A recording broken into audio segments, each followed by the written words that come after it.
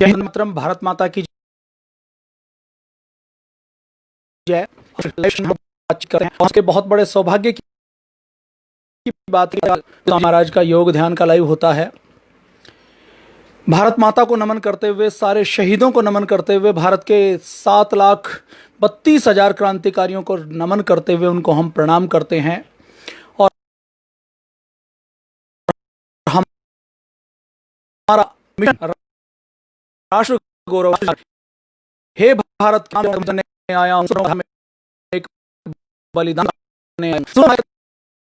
हुआ है, तुम्हें ललकार रही, सोए सिंह जगो, भारत माता तुम्हें पुकार रही, रण की भेरी बज रही, उठो मो निद्रा त्यागो, पहला शीश चढ़ाने वाले माँ के पुत्र जागो, बलिदानों के वज्रदंड पर देशभक्ति की ध्वजा जगे, अग्निपंथ के पंथी जागो, शीश हवित हथेली पर, और जागो रक्त के भक्त जागो, सिर के सागर,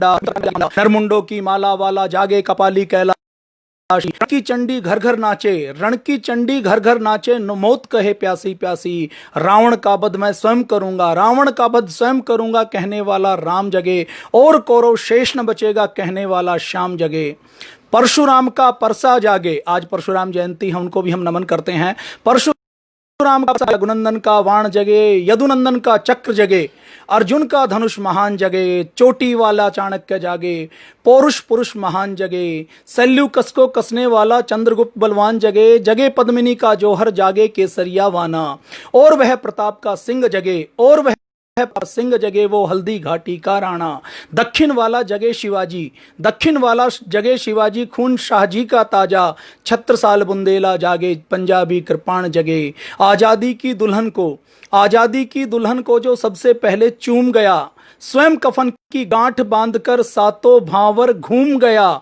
आजादी की दुल्हन को जो सबसे पहले चूम गया, स्वयं कफन की गांठ बांधकर सातों भावर घूम गया, उस सुभाष की आन जगे, उस सुभाष की शान जगे, ये भारत देश महान जगे, ये भारत की संतान जगे।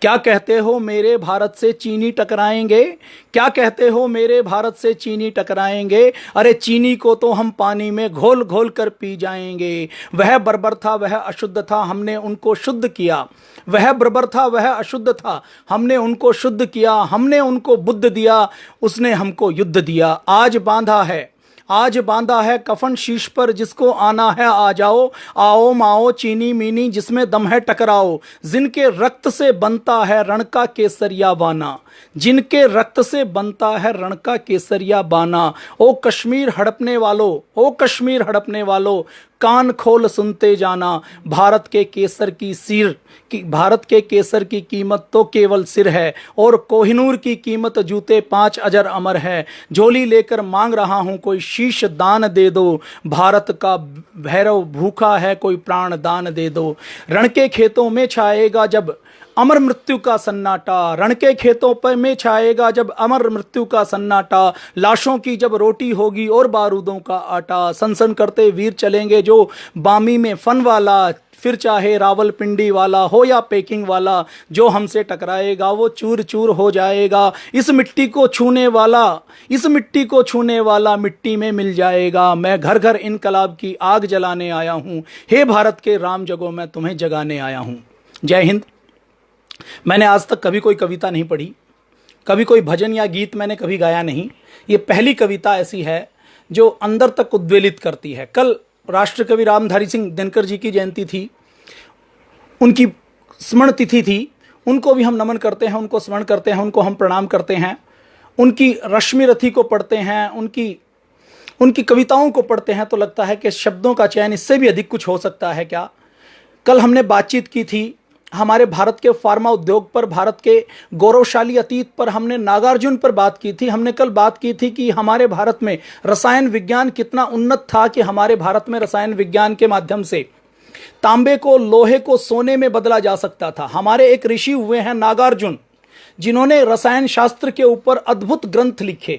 और वो ग्रंथ कैसे लिखे, वो ग्रंथ क्या लिखे, उन ग्रंथों के अंदर एक एक धातु को कैसे प्रोसेस करना है, उसकी भस्म कैसे बनानी है, उस धातु के क्या गुण हैं, उसके ऊपर केमिस्ट्री की जितनी अधिक खोजें हो सकती हैं वो सब उन्होंने की। उस नागार्जुन ने अपने राज्य में राजपाट को ठोकर मारकर, राजपाट का काम छोड़कर उसने लैब बनाई, पूरी दुनिया के वैज्ञानिकों को, पांडुलिपियों को इकट्ठा किया और इकट्ठा करके एक संकल्प लिया कि मुझे अमरता की खोज करनी है, ऐसे रसायन की खोज करनी है जिसको कोई व्यक्ति ग्रहण कर ले तो वो अमर हो जाए।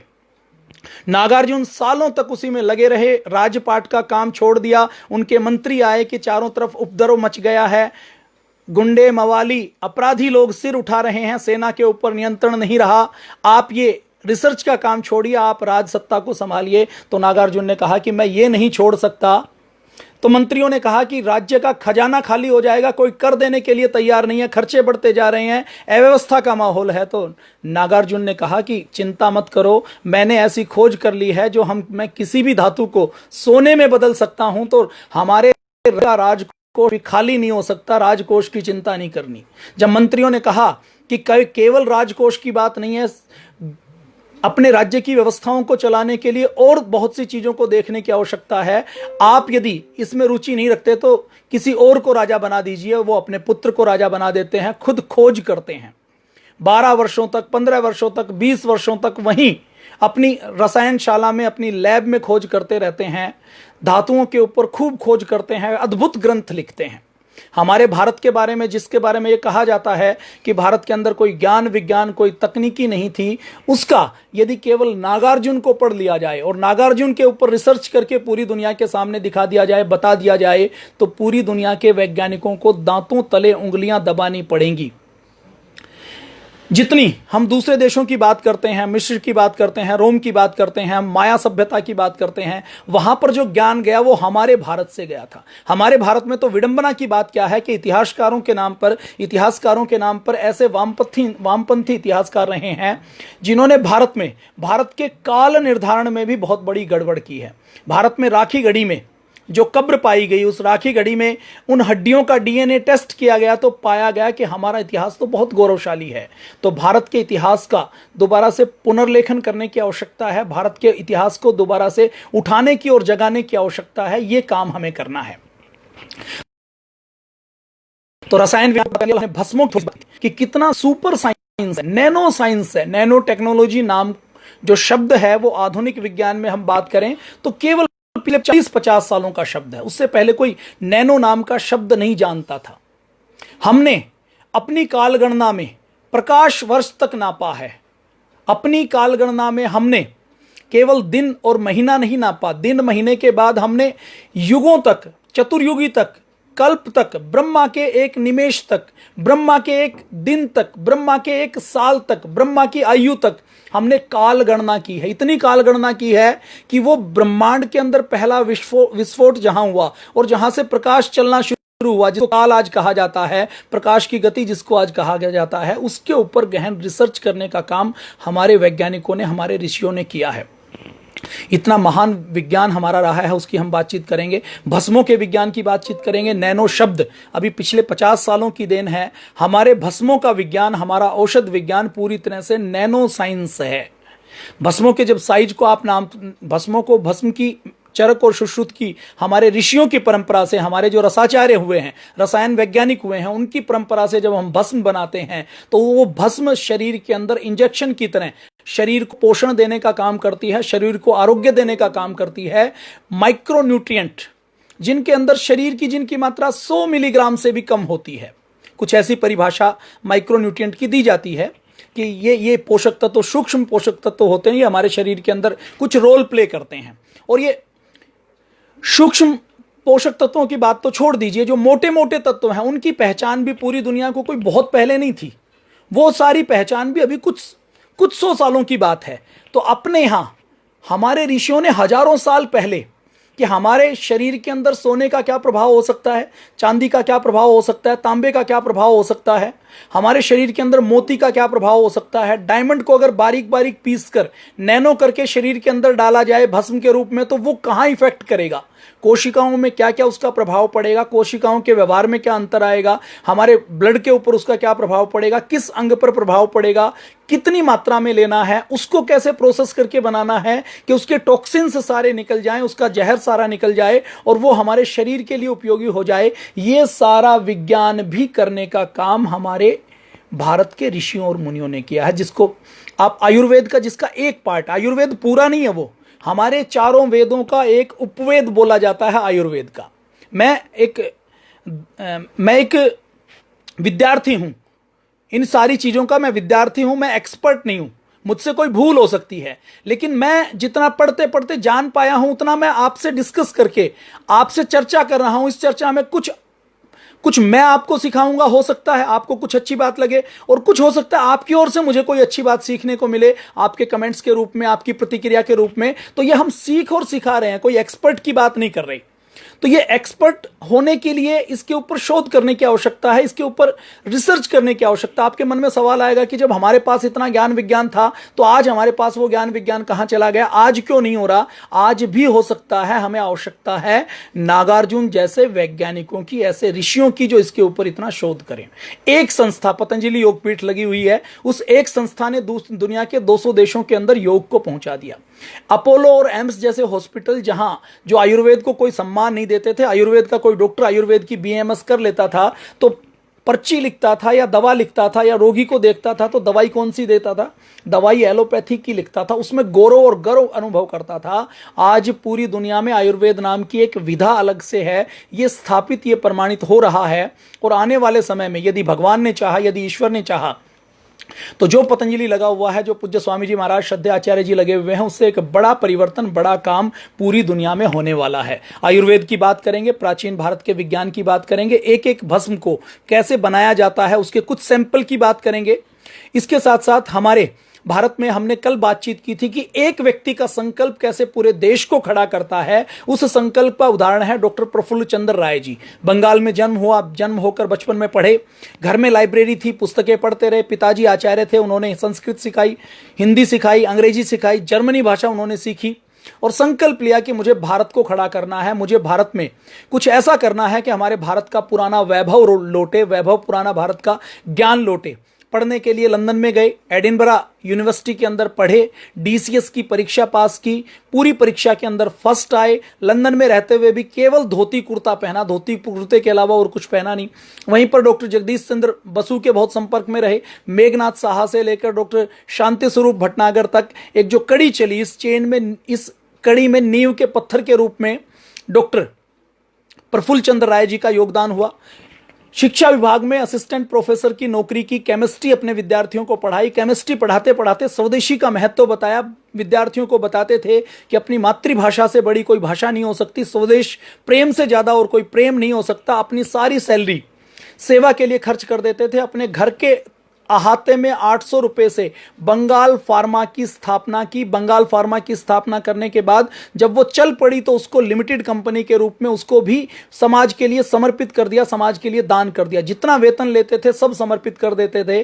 कॉलेज में पढ़ाने में जितना समय लेता था उस समय के बाद घर पर आकर 18-18 घंटे मेहनत करते थे, अपने लैब के एक्सपेरिमेंट करते थे, जो फार्मा कंपनी बनाई हुई थी उसके ऑर्डर को पूरा करते थे। देश के बंगाल के युवाओं को कहते थे कि हमें स्वदेशी के रास्ते पर चलना है और स्वदेशी के रास्ते पर चलकर हमें अपने बंगाल को स्वावलंबी बनाना है, बंगाल को खड़ा करना है। और इसके लिए वो कहते थे कि आपको नौकरी करने वाला नहीं बनना है, आपको नौकरी देने वाला बनना है। ये हमने कल के एपिसोड में बात की।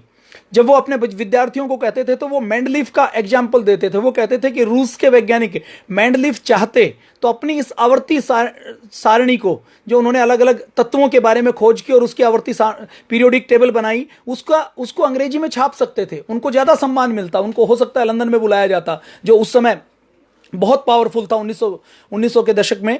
तो उन्होंने कहा कि लेकिन उन्होंने अपनी इस सारिणी को, इस पीरियोडिक टेबल को उन्होंने अपनी रूसी भाषा में बनाया। तो वो स्वदेश से प्रेम करने की पूरी प्रेरणा देते थे। और उनको जब उन्होंने देखा कि अंग्रेजों का एक प्रोफेसर जो उनसे कम योग्यता का है उसको वेतन 1200 रुपये मिलता है, उनको 250 रुपये वेतन मिलता है, और जब वो मिस्टर क्राफ्ट के पास अपने शिक्षा विभाग के हेड के पास गए और उन्होंने जब कहा कि आप लोगों को तो इतना ही वेतन मिलेगा, आप कुछ कर सकते हैं तो अपना काम कीजिए, कोई जबरदस्ती नहीं है कि आप हमारे पास नौकरी करें, तो संकल्प कर लिया कि भारत को स्वदेशी के रास्ते पर खड़ा करना है। बंगाल फार्मा की स्थापना की, ऐसी बंगाल फार्मा जैसी अलग अलग जो भारत में आगे चलकर फार्मा उद्योग की नींव बनी, ऐसी 10 से अधिक फैक्ट्रियों की स्थापना की। स्थापना करके दूसरे लोगों को हैंडओवर करके स्वदेशी के इस काम को बहुत आगे बढ़ाया। जमकर मेहनत करते थे। मेहनत करते करते उन्होंने इस भारत को स्वदेशी के नींव के पत्थर के रूप में खड़ा किया, और आज भारत का जो फार्मा उद्योग खड़ा है उस फार्मा उद्योग की नींव में डॉक्टर प्रफुल्ल चंद्र राय जी का बहुत बड़ा योगदान है। आज दुनिया के 200 देशों में भारत की दवाइयां निर्यात की जाती हैं। भारत के जीडीपी में 2% का योगदान भारत की दवाइयों का है। अभी कोरोना वायरस फैला तो 55 देशों को भारत ने हाइड्रोक्सीक्लोरोक्वीन दी है।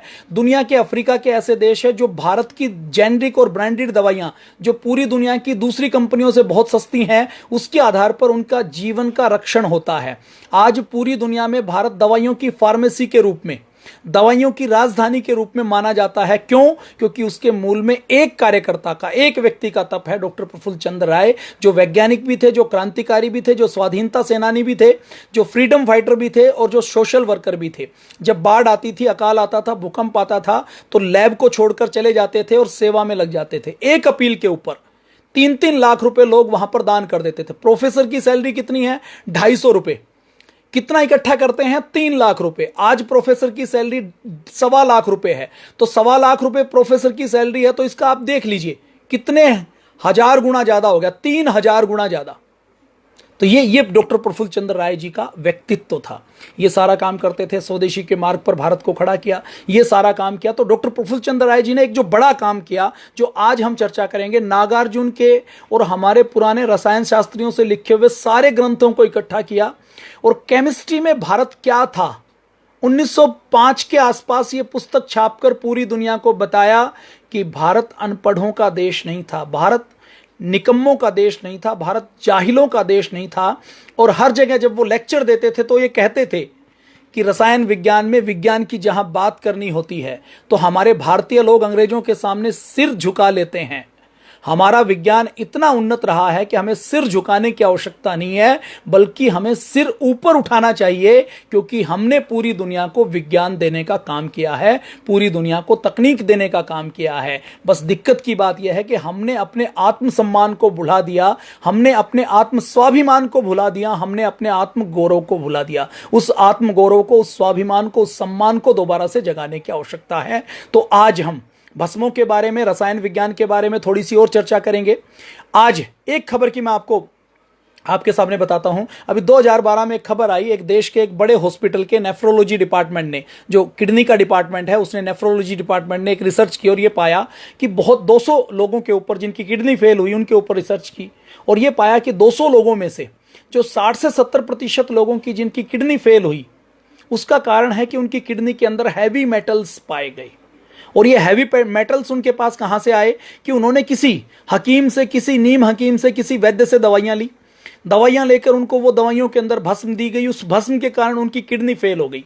आज पूरी दुनिया में ये छवि बनी हुई है कि भारत की आयुर्वेद की भस्मों को यदि कोई लेगा तो उसकी किडनी फेल हो जाएगी। नीम हकीम, झोला छाप, या आप देखेंगे कि अभी कुकरमुत्तों की तरह हर्बल फार्मेसी, हर्बल कंपनियां उगी हुई हैं।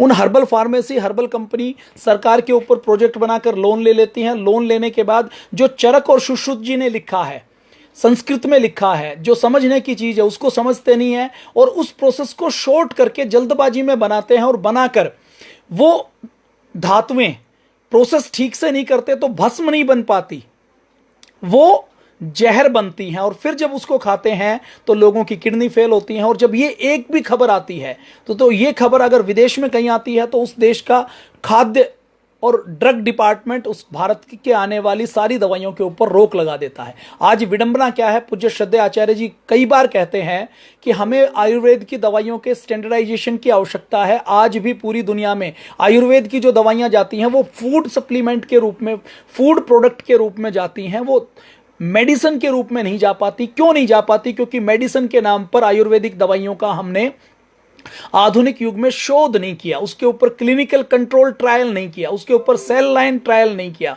उसके ऊपर हमने विज्ञान की कसौटी पर उसके एक एक तत्व को कसने का काम नहीं किया। आयुर्वेद की दुर्गति किसी दूसरे व्यक्ति ने, अंग्रेजों आजादी से पहले हम ये मान सकते हैं कि एलोपैथी को स्थापित करने के लिए अंग्रेजों ने आयुर्वेद की दुर्गति की।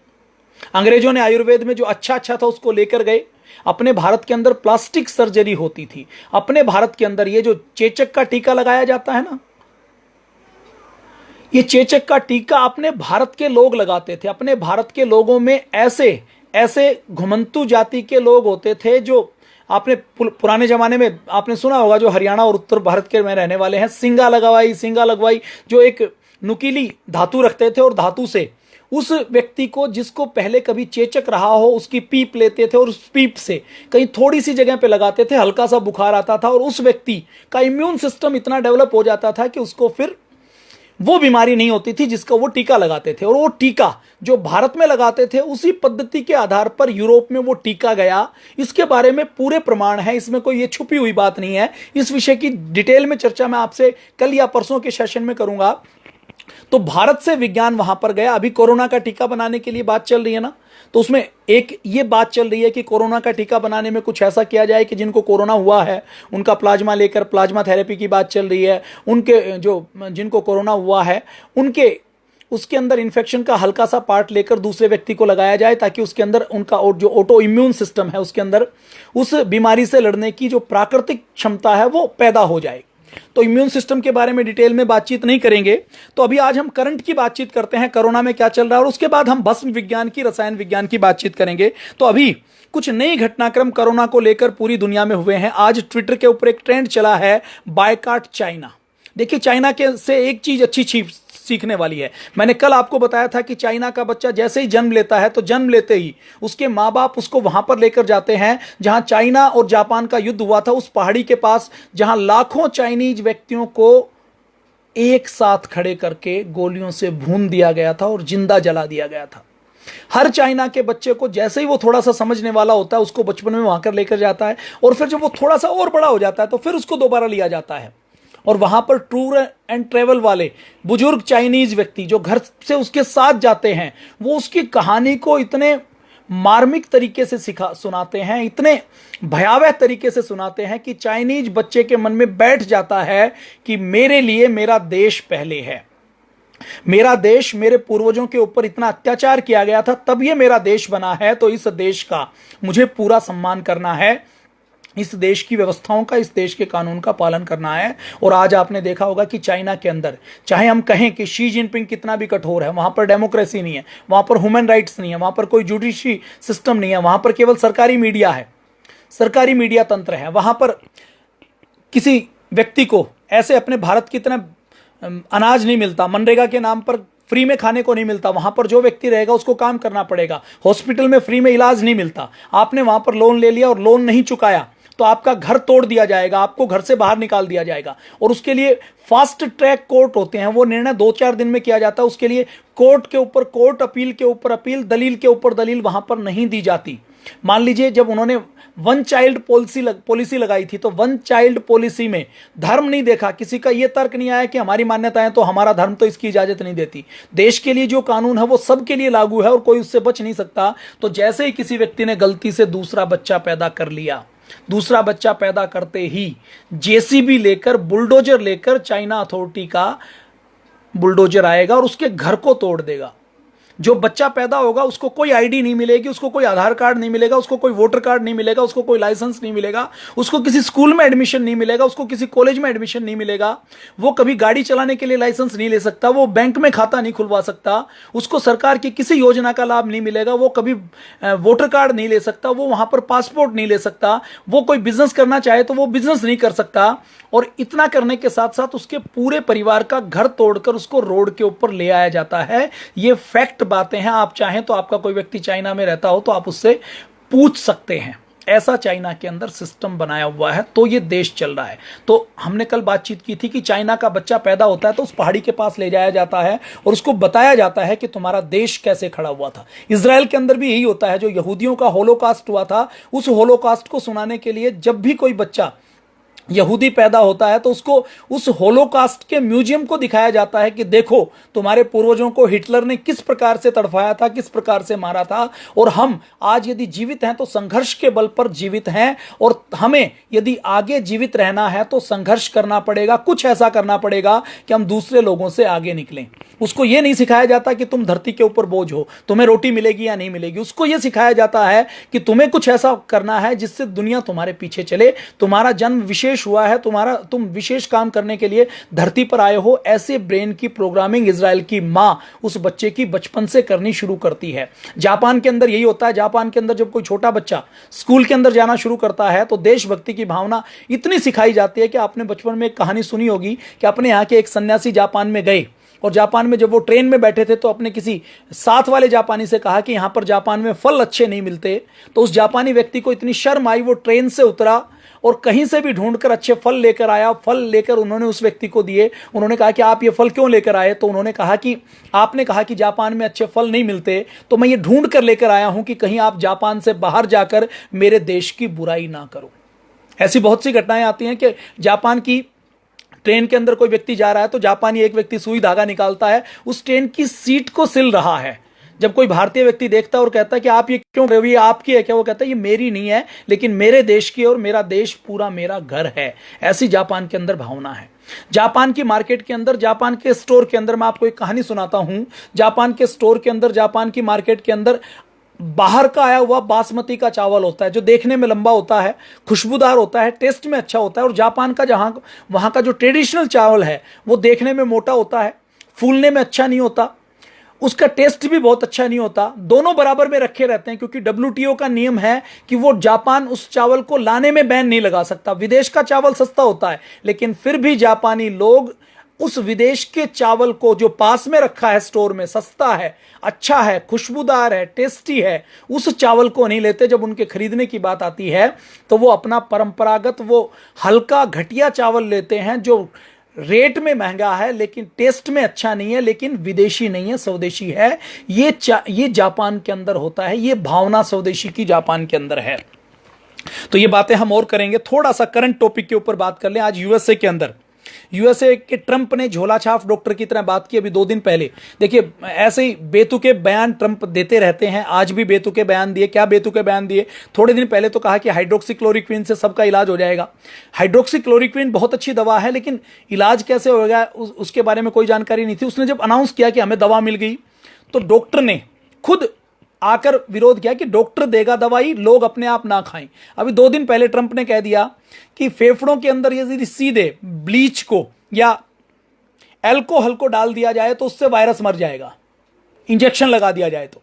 ट्रंप की खूब फजीयत हुई। यूएसए के अंदर 30 लोगों ने नासमझी की हद देखिए, कीटनाशक पी लिया, अल्कोहल पी लिया, डिटॉल पी लिया, ब्लीच पी लिया ताकि उनको वायरस ना हो। 30 लोगों ने। ये पढ़े लिखे देश के हालात बता रहा हूं मैं, आज के हालात बता रहा हूं, जिस अमेरिका को हम बहुत डेवलप मानते हैं। अभी एक घटना और हुई है कि मध्य प्रदेश के एक गांव में एक नाई ने 8-10 व्यक्तियों की दाढ़ी बनाई। एक व्यक्ति संक्रमित था तो उस गांव के 6 व्यक्ति उस एक नाई के कारण संक्रमित हो गए हैं। तो जब तक लॉकडाउन चल रहा है तब तक हम बचें कि हम कहीं बाहर से दाढ़ी ना बनाएं। और जियो और फेसबुक का जो, अभी फेसबुक ने जो जियो के अंदर 10%, 9.9% जो शेयर खरीदे हैं, उन शेयर्स के खरीदने के बाद हमने एक दिन फेसबुक और जियो की बात की थी। देखिए, फेसबुक दुनिया की बड़ी कंपनी है, बहुत बेशरम है। मार्क जुकरबर्ग एक नंबर का बहुत बेशरम व्यक्ति है। कम से कम 16 बार अभी तक वो माफी मांग चुका। फेसबुक के ऊपर जितना डाटा है वो पूरी तरह से अनसेफ है। फेसबुक के ऊपर डाटा की चोरी की एक घटना नहीं हो चुकी, 16 घटनाएं हो चुकी। और फेसबुक पूरी दुनिया में चलता है, केवल एक देश में नहीं चलता, वो देश है चाइना। और फेसबुक के बारे में हम यदि बात करें तो आप ये सोचेंगे कि फेसबुक हमसे क्या चलाता है। देखिए, फेसबुक के ऊपर आकर हम फेसबुक की निंदा करते हैं, स्वदेशी का प्रचार करते हैं, तो एक तरीके से हम उसका सदुपयोग कर रहे हैं। लेकिन ये विदेशी प्लेटफॉर्म है, हमें मजबूरी में इसलिए प्रयोग करना पड़ रहा है कि हमारे पास स्वदेशी कोई इसका विकल्प नहीं है।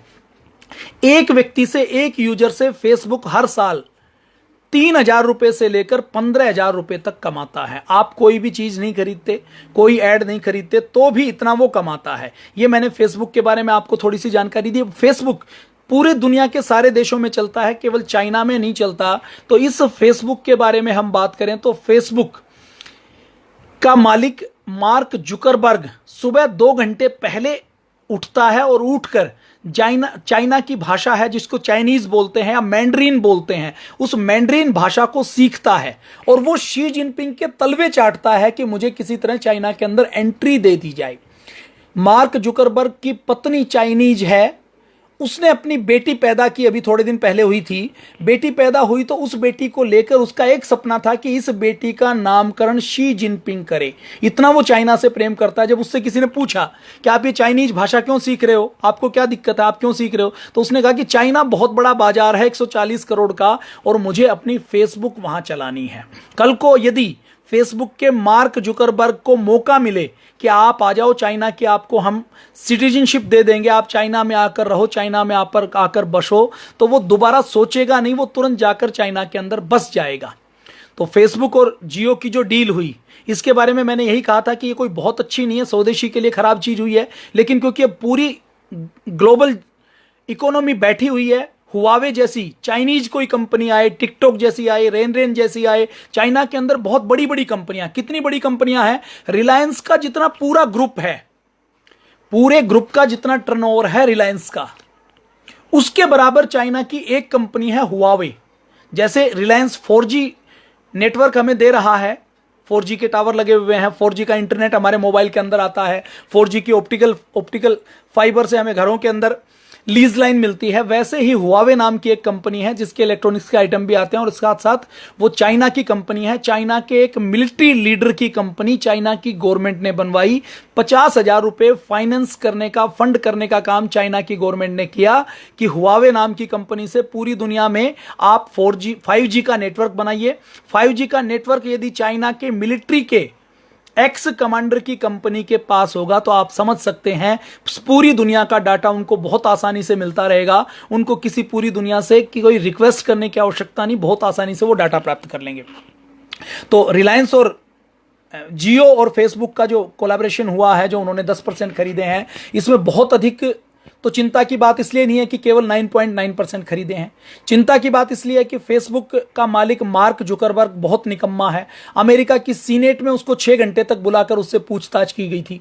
जब उससे पूछा तो अमेरिका के एक सीनेट ने, एक सांसद ने, जैसे अपने भारत में संसद है वहां की सीनेट है, तो एक सीनेटर ने, वहां के एक सांसद ने यह पूछा कि आप पिछले हफ्ते किस होटल में गए थे और आप किस किस से मिले थे, ये आप बताइए। तो मार्क जुकरबर्ग ने मना कर दिया।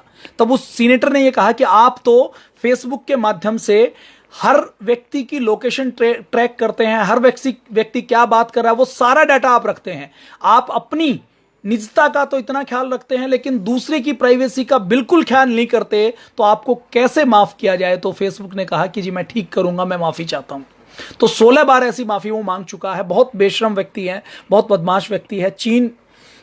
चाइनीज माइंडेड है, पत्नी चाइनीज है, बेटी का जो नाम रखा है वो चीन के नए साल के अनुसार रखा है। वो अंग्रेजी नववर्ष नहीं मनाता, वो चाइनीज नववर्ष मनाता है। तो ये फेसबुक और जियो की जो डील हुई है, इसमें 2 पॉइंट बड़े महत्वपूर्ण हैं। वो कौन से हैं जो भारत की सिक्योरिटी से जुड़े हुए हैं? एक पॉइंट तो ये है कि रिलायंस जियो की क्या पॉलिसी रही है कि जियो ये चाहता है कि जो डाटा का सर्वर है वो भारत में रहना चाहिए, लेकिन फेसबुक अपने सारे सर्वर भारत के बाहर रखता है। जो हमारे फेसबुक का जितना डाटा है वो भारत के सर्वर में नहीं होता, भारत के बाहर के सर्वर में होता है। तो जियो की पॉलिसी ये रही है कि भारत के अंदर रहे। अभी दोनों के बीच में कोई खुलकर बातचीत नहीं हुई। और दूसरा बिंदु क्या है जियो भारत की कानून का सम्मान करता है। वो कहता है कि यदि भारत की सुरक्षा को यदि कोई डाटा की आवश्यकता है, किसी की डिटेल की आवश्यकता है, तो हम उसको उपलब्ध करवाएंगे। फेसबुक हमारे सारे डाटा को चोरी करता है, लोग हैकर्स उससे चुरा लेते हैं, लेकिन कहने को सामने से ये कहता है कि फेसबुक का सारा data end to end encrypted है, वो हम किसी से शेयर नहीं करते। तो 2 बिंदु ये खतरनाक है। इन 2 बिंदुओं पर यदि फेसबुक अपने सर्वर यहां पर रखता है और भारत की सरकार को कोऑपरेट करते हुए अपराधियों का या जो डाटा इकट्ठा होगा उस डाटा को शेयर करता है, तो हम ये मान सकते हैं कि इसका उतना नुकसान नहीं होगा। फिर भी हमारी स्वदेशी कंपनी, कोई फेसबुक बने, कोई गूगल बने, कोई टिकटॉक बने, कोई कैम स्कैनर बने, कोई ब्यूटी प्लस बने, कोई कोई पबजी गेम की तरह बने तो हमारे भारत की कंपनी हो तो उससे भारत हमारा स्वावलंबी बनेगा।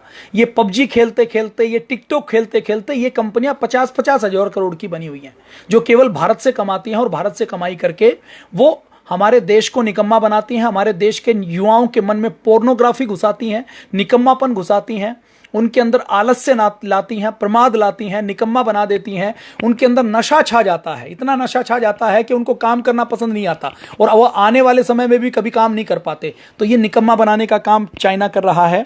यूएसए ने अब चीन को अलग थलग करने की पॉलिसी के ऊपर काम कर रहा है। चाइना ने एक और बदमाशी की है। चाइना ने वो बदमाशी क्या किया है कि अभी कुछ दिन पहले चाइना ने अपने नक्शे में, अरुणाचल प्रदेश भारत का हिस्सा है, चाइना बदमाशी करता रहता है। कभी तो अरुणाचल प्रदेश को कहेगा कि प्रधानमंत्री मनमोहन सिंह आ रहे हैं तो वो वहां पर नहीं आएंगे क्योंकि ये तो हमारा है। बहुत होगा तो ये कहेगा कि ये डिस्प्यूटेड लैंड है, ये तो हमारी थी, नहीं तो ये डिस्प्यूटेड है इसलिए आप भी मत आओ। फिर बहुत होता है तो कहता है कि चाइना, अरुणाचल के प्रदेश के लोगों को हम वीजा नहीं देंगे क्योंकि वो तो चाइना के हैं, तो वो वीजा नत्थी करना शुरू कर देता है। तो अभी आज उसने बदमाशी करते हुए ये किया है कि अरुणाचल प्रदेश को अपने नक्शे में दिखाया है। इसलिए आज ट्रेंड चला कि boycott Chinese products, boycott China, ये ट्रेंड ट्विटर के ऊपर चला और ये ट्रेंड चलाने में भारत स्वाभिमान के कार्यकर्ताओं ने बहुत अच्छा योगदान दिया। यूएसए लगा हुआ, यूएसए की विदेश मंत्री है माइक पेम्पियो, उन्होंने ये कहा है कि चीन इस वायरस के लिए जिम्मेदार है, जो करोड़ों लोग खाली हुए हैं उनके लिए केवल चीन जिम्मेदार है। और अमेरिका ने एक चाइनीज महिला को भी पकड़ा है जो एक रिजोर्ट के अंदर, एक रेस्टोरेंट के अंदर जहां से ट्रंप का कनेक्शन है, वहां पर कुछ कंप्यूटर के अंदर, सॉफ्टवेयर के अंदर कुछ मालवेयर, कुछ वायरस फैलाने की फिराक में थी, उसको आज गिरफ्तार किया गया है। और ये जो सारी चीजें चल रही हैं, ऑस्ट्रेलिया ने इसकी निंदा की है, यूके ने निंदा की है, चाइना की 2 कंपनियों ने यूएस चीन के ऊपर हर्जाना $20 ट्रिलियन का फाइन के लिए एक अपील कोर्ट में डाली है, केस किया है। यूएसए की सीनेट ने, वहां की संसद ने अपने कानून के अंदर संशोधन किया है ताकि वो चाइना को इंटरनेशनल कोर्ट के अंदर घसीट सकें। यूएस ने अभी थोड़े दिन पहले बात की कि हम टीम चाइना के अंदर भेजना चाहते हैं, तो चाइना ने उस टीम को अलाउ नहीं किया, उस टीम को कहा कि आप चाइना के अंदर नहीं आ सकते। यूएसए के 3 रिपोर्टर्स को चाइना ने कहा कि आप हमारा देश छोड़कर चले जाओ। विदेशी मीडिया के ऊपर भी पाबंदी लगा दी चाइना ने।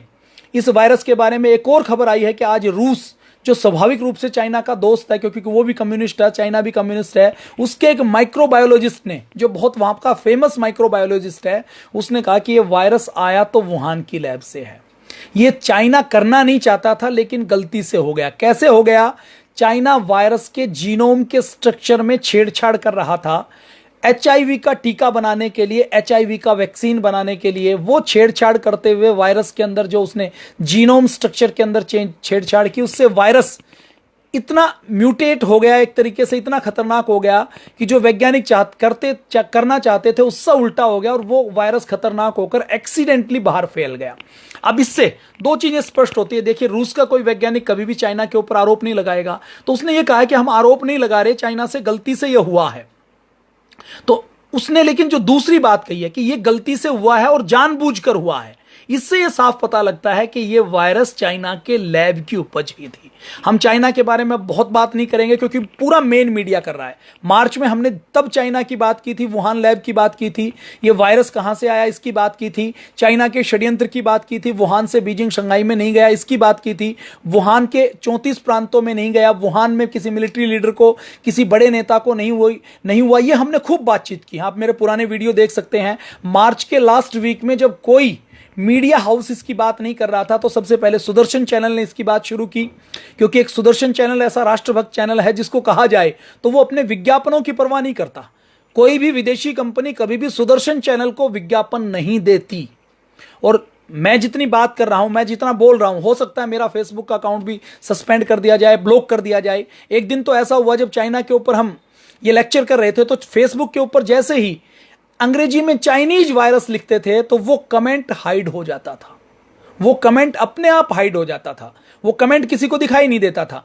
हमारे कार्यकर्ता ने जब चाइनीज वायरस करके कमेंट किए, मैंने देखा कि जब लाइव करने के बाद जब देखा कि ये कमेंट्स दिखाई क्यों नहीं दे रहे, मैंने तो किसी को हाइड नहीं किया, किसी को ब्लॉक नहीं किया, तो उसके ऊपर टैप करके जब अनहाइड करके देखा तो ये पाया कि इन्होंने चाइनीज वायरस लिखा था। फेसबुक का प्यार देखिए चीन के साथ।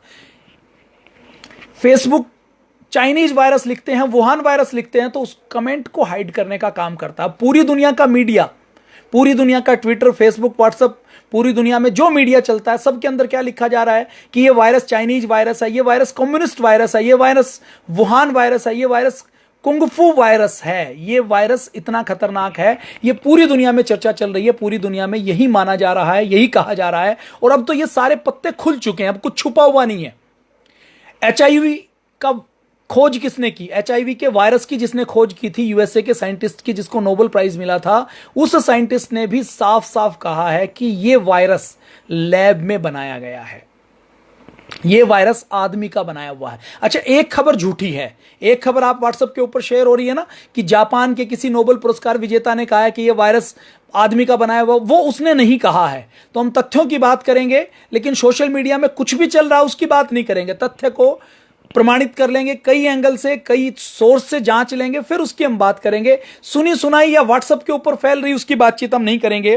तो यूएसए लगा हुआ है, यूएसए की विदेश डिपार्टमेंट लगा हुआ है, और यूएसए की अब योजना है कि वो पूरी दुनिया से चीन को अलग थलग कर ले। डब्ल्यूएचओ से वो एग्जिट कर चुका है, डब्ल्यूएचओ की फंडिंग उसने बंद कर दी, और पूरी दुनिया में उसने कह दिया कि ये डब्ल्यूएचओ वर्ल्ड हेल्थ ऑर्गेनाइजेशन नहीं है, ये तो वुहान हेल्थ ऑर्गेनाइजेशन है, ये चाइनीज हेल्थ ऑर्गेनाइजेशन है, ये कम्युनिस्ट हेल्थ ऑर्गेनाइजेशन है, ये कुंगफू हेल्थ ऑर्गेनाइजेशन बन गया है, ये विश्व स्वास्थ्य संगठन नहीं है। मिस्टर टुड्रोस के बारे में मैंने पिछले लेक्चर में खूब कहा है, उसकी पूरी हकीकत बताई है, इथोपिया की हकीकत बताई है, इथोपिया को किस तरह से लिटिल चाइना कहा जाता है, टुड्रोस किस प्रकार से वर्ल्ड टेररिस्ट लिस्ट में जो लिस्टेड टेररिस्ट ऑर्गेनाइजेशन था उसके तीसरे नंबर का पदाधिकारी डब्ल्यूएचओ का डायरेक्टर जनरल मिस्टर टुड्रोस रहे हैं। उसके बारे में डिटेल में आज बात करने की कोई आवश्यकता नहीं है, आप मेन मीडिया खोलते होंगे तो आपको खूब खबरें उसकी दिखाई देती रहेंगी।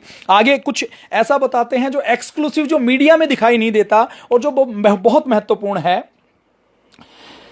यूएस की विदेश मंत्री ने साफ साफ कह दिया कि ये वायरस जो यूएसए के अंदर आया है, ये कोई बीमारी नहीं है, ये कोई महामारी नहीं है, ये यूएसए के ऊपर अटैक है और हम इस अटैक का बदला लेंगे। जैसे यूएसए के ऊपर कोई हथियारों से अटैक करता है तो यूएसए की मिलिट्री, यूएसए की पूरी सारी शक्ति उससे बचाव करने के लिए और उस अटैक के ऊपर दोबारा से उसके उत्तर में अटैक करने के लिए काम करती है, वो हम करेंगे।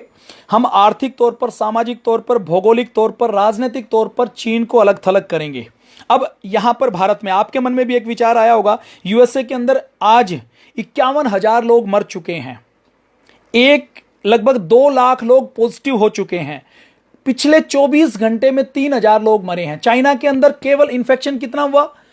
लगभग 60-70 हजार लोगों को इन्फेक्शन हुआ, 80,000 लोगों को इन्फेक्शन हुआ, मरे कितने? 4-4.5 हजार लोग मरे केवल चाइना, जहां से वायरस की शुरुआत हुई। और न्यूयॉर्क, यूएस से जो 15,000 किलोमीटर दूर है, वहां पर एक एक दिन में 4-4 हजार लोग मर रहे हैं। मतलब चाइना के अंदर जो 5 महीने में व्यक्ति मरे, उतने एक दिन में आज न्यूयॉर्क के अंदर, यूएसए के अंदर मर रहे हैं। एक दिन के अंदर इटली के अंदर मर रहे हैं, एक दिन में उतने व्यक्ति यूके के अंदर मर रहे हैं। यूके के प्रिंस चार्ल्स को कोरोना हो जाता है, प्रधानमंत्री को कोरोना हो जाता है, जर्मनी की चांसलर को हो जाता है, मिडिल ईस्ट के एक देश के स्वास्थ्य मंत्री को हो जाता है, वो खांसता और प्रेस कॉन्फ्रेंस करता है। सारे पावरफुल लोगों को कोरोना हो जाता है, लेकिन चाइना के अंदर कोरोना नहीं होता, वो उसको कंट्रोल कर लेता बिना वैक्सीन बने। ये क्या राज है, ये समझ में नहीं आ रहा। अब यूरोपीय संघ ने एक रिपोर्ट बनाई है, उस रिपोर्ट को जारी किया है। चाइना ने खूब कोशिश की कि वो उस रिपोर्ट को रोके। और देखिए, चाइना के अंदर, चाइना के जो राजदूत होते हैं, जो एम्बेसडर होते हैं, उनको वोल्फ फाइटर कहा जाता है। जैसे भेड़िया लड़ाकू होता है, वैसे कहा जाता है कि जब चाइना के हित की कोई बात नहीं होती तो पूरी दुनिया में जैसे भेड़िया हमला करता है।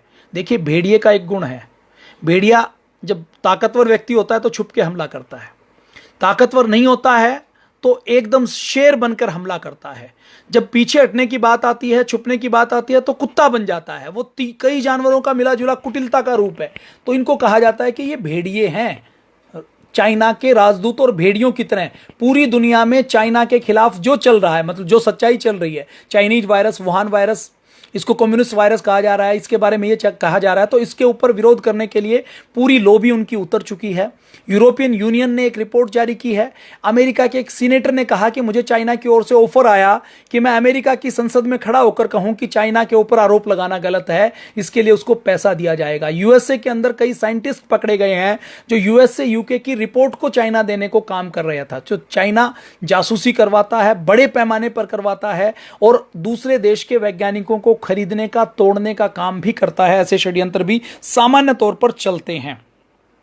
अभी यूएस के अंदर सीधे सीधे यूएस की विदेश मंत्री ने, ट्रंप ने कहा है कि शी जिनपिंग को, चाइना के राष्ट्रपति को, चीन को इसकी कीमत चुकानी पड़ेगी। और अपनी एप्पल को, अपनी गूगल को, अपनी कंपनियों को यह निर्देश जारी कर दिए हैं कि आप कहीं से भी सामान बनवाओ, लेकिन आपको चीन से सामान नहीं बनवाना। लगभग 1000 कंपनियां ऐसी हैं जो चीन को छोड़कर वियतनाम में जा रही हैं, साउथ कोरिया में जा रही हैं, ताइवान में जा रही हैं, जो जापान में जा रही हैं, जो और एशियन देशों को देख रही हैं जहां पर वो अपने कारखाने लगा सके। नोएडा के अंदर सैमसंग का एक कारखाना लग गया है। सैमसंग जो मूल रूप से साउथ कोरिया की कंपनी है, उसके अंदर 1.25 करोड़ फोन हर महीने बनाए जाएंगे। ऐसा कारखाना नोएडा के अंदर लग चुका है। 1000 कंपनियां एशिया के अंदर ऐसे किसी देश को देख रही हैं जहां पर वो इन्वेस्टमेंट कर सकें, जहां पर वो प्लांट लगा सकें।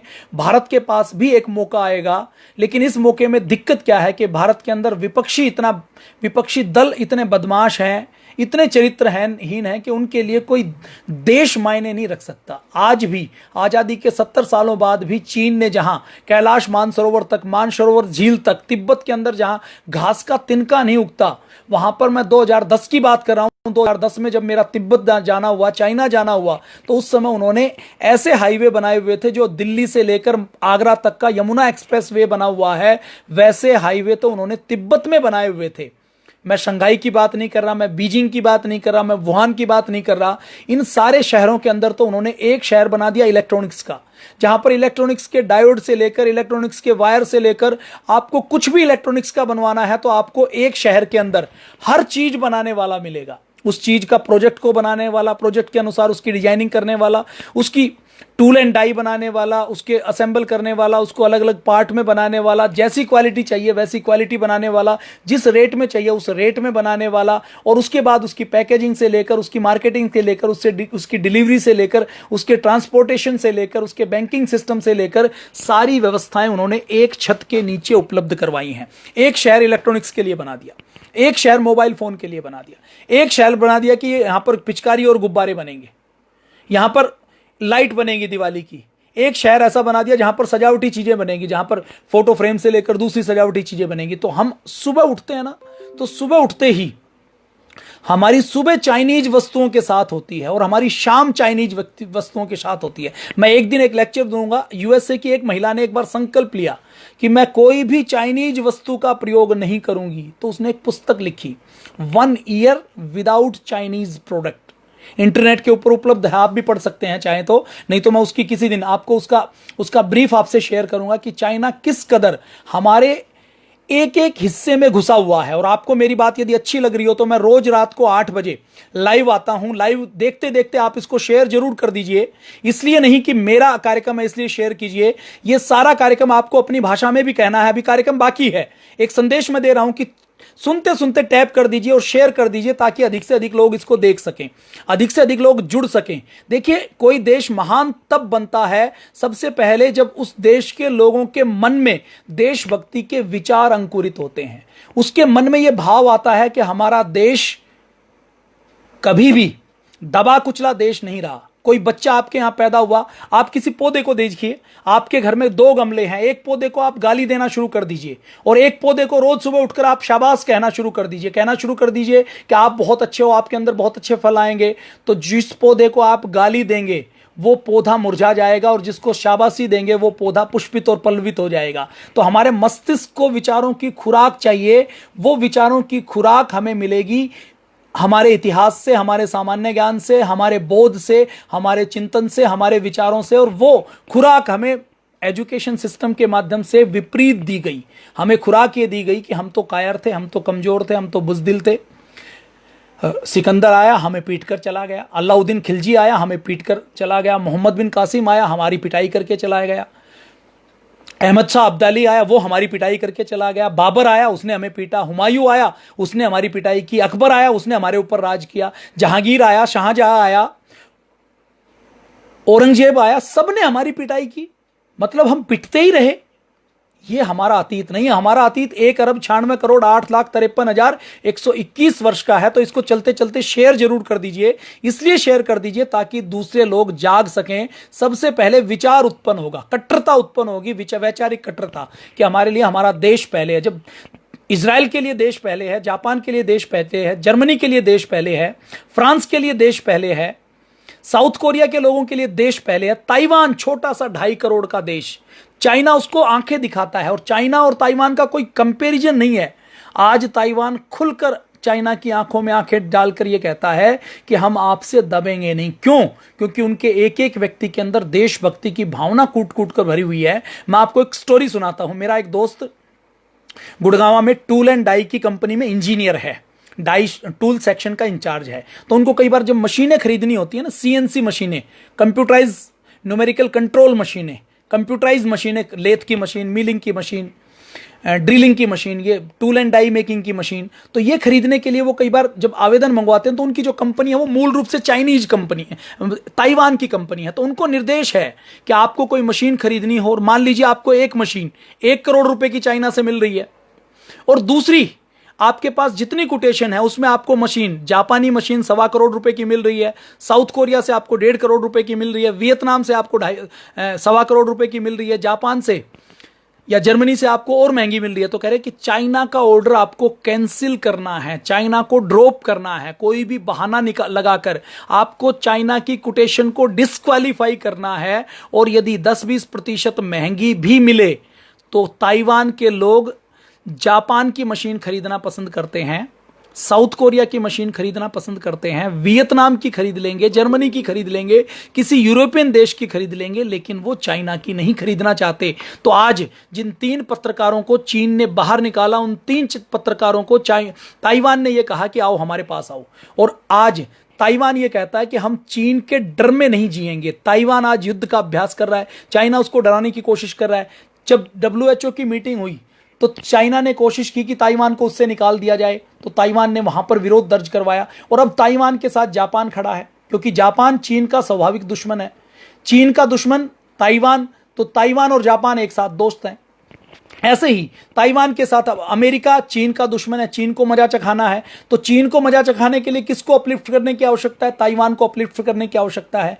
ताइवान के बारे में मैं थोड़ा सा बता दूं, चाइना के पास में एक छोटी सी जगह है ताइवान, जहां लगभग 2.5 करोड़ की आबादी रहती है। तो उस देश में चीन के अंदर कम्युनिस्ट शासन है। चीन के कम्युनिस्ट शासन ने जिन लोगों को भगाया था वो लोग ताइवान में जाकर बस गए 1949 में, और ताइवान में वो चीन की विचारधारा से बिल्कुल उलट विचारधारा के हैं।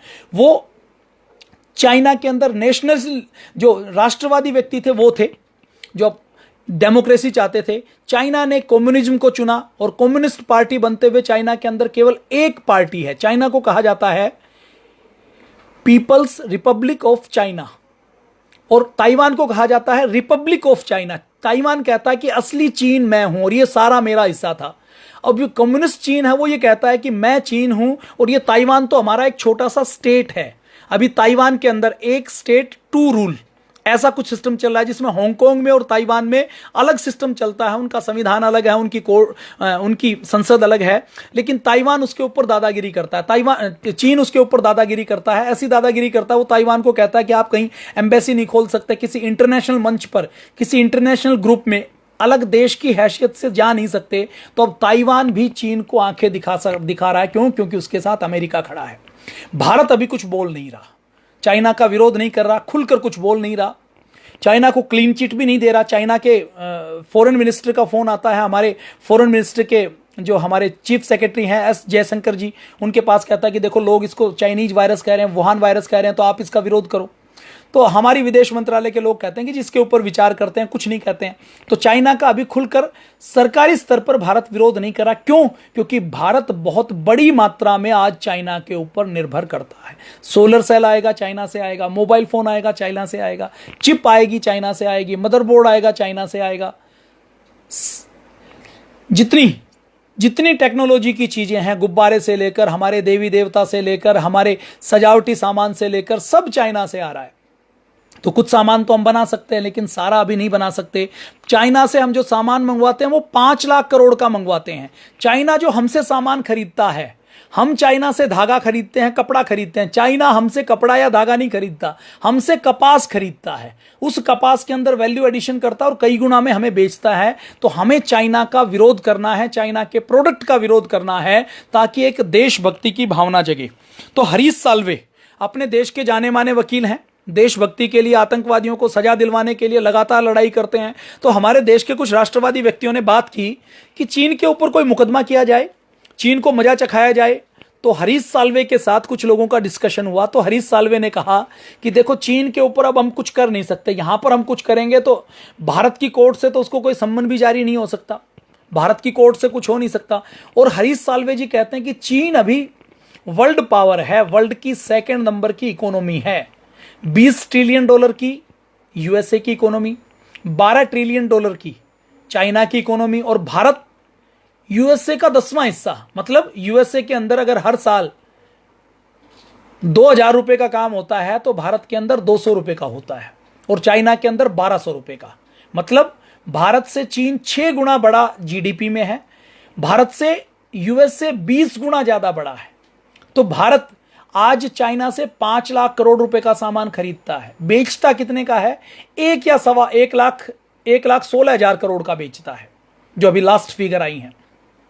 तो घाटा कितना है? लगभग 3.25 लाख करोड़ रुपए का घाटा है। मतलब 3.25 लाख करोड़ रुपए हमारी जेब से निकालकर मोबाइल के नाम पर, ओप्पो के नाम पर, वीवो के नाम पर, शियोमी के नाम पर, एमआई के कैमरे के नाम पर हमारे यहां से चाइना निकालता है। और चाइना निकालकर वो पैसा पाकिस्तान को देता है, सरकार को। पाकिस्तान की सरकार वो पैसा पाकिस्तान की मिलिट्री को देती है। पाकिस्तान की मिलिट्री उस पैसे का एक हिस्सा पाकिस्तान की आईएसआई को देती है। पाकिस्तान की आईएसआई उस हिस्से में से एक हिस्सा पाकिस्तान में हाफिज सईद को देती है, दाऊद इब्राहिम को देती है, मसूद अजहर को देती है, लखवी को देती है। और ये लोग पाकिस्तान के अंदर बैठकर उसी पैसे से भारत के अंदर कसाब जैसे आतंकवादी भेजते हैं, भारत के अंदर, कश्मीर के अंदर पत्थरबाजों को पेमेंट देने का काम ये करते हैं। आर्मी के ऊपर पत्थर पड़ता है तो वो पैसा हमारी जेब से जो चाइना लेकर जाता है, उस पैसे से पत्थर पड़ता है।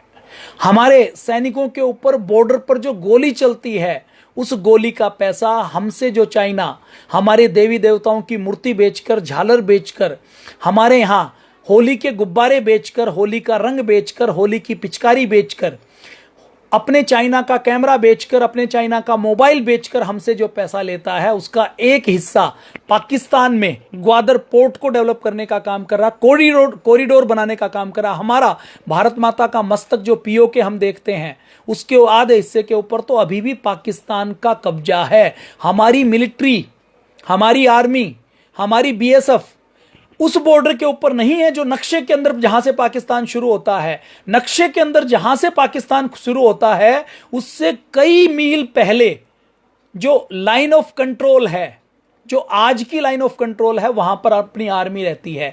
जो एक्चुअल लाइन ऑफ कंट्रोल है वो तो आज पाकिस्तान के कब्जे में है, और पाकिस्तान के कब्जे में नहीं है जिसको पीओके कहा जाता है, जिसको बलूचिस्तान कहा जाता है, जिसके बारे में कहा जाता है कि भारत या तो बलूचिस्तान के पीओके के टुकड़े कर देगा या उसको अपने अंदर मिला लेगा। तो पाकिस्तान ने एक राजनीति खेली और चीन ने एक राजनीति खेली कि भारत से हर साल वो लगभग 3 से 4 लाख करोड़ रुपए कमा रहा है। और कब से कमा रहा है?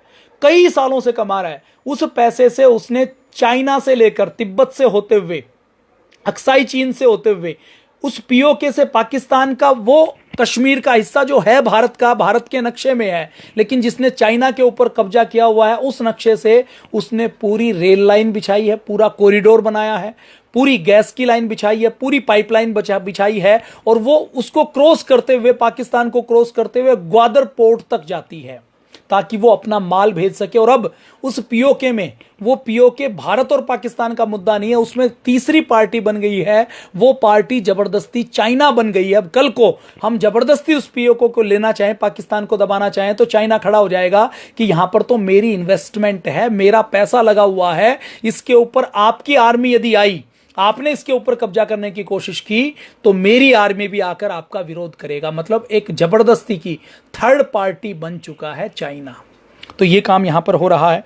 डब्ल्यूएचओ ने अभी 2 अलग अलग बयान जारी किए हैं। हरीश साल्वे की बात कर रहे थे तो हरीश साल्वे ने क्या कहा है कि चीन इतना ताकतवर है कि अभी उसके लिए ये मुकदमों से इंटरनेशनल कोर्ट में कुछ नहीं हो सकता। केवल एक रास्ता है चीन का कि दुनिया के 200 देश चीन का बहिष्कार कर दें, कि चीन का बना हुआ कोई सामान नहीं लेंगे, चीन के अंदर चीन से कोई भी आर्थिक, सामाजिक, सांस्कृतिक, राजनीतिक कोई भी लेन देन के ट्रेड का कोई रिलेशन नहीं रखेंगे। तो केवल ये एक काम है जिससे चीन को घुटनों पर लाया जा सके।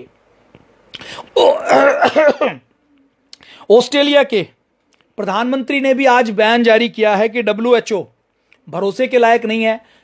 यूएसए डब्ल्यूएचओ से पहले ही निकल चुका है। वो कहता है कि डब्ल्यूएचओ ठीक काम नहीं कर रहा, हम नया डब्ल्यूएचओ बनाएंगे। और डब्ल्यूएचओ क्या कर रहा है अभी भी? डब्ल्यूएचओ ने पिछले 4 महीनों में 40 बार चाइना की तारीफ की है। मिस्टर टुड्रोस, जिसको शी जिनपिंग का छोटा भाई कहा जाता है, उसने इस वायरस को फैलाने में चीन की कठपुतली का काम किया है।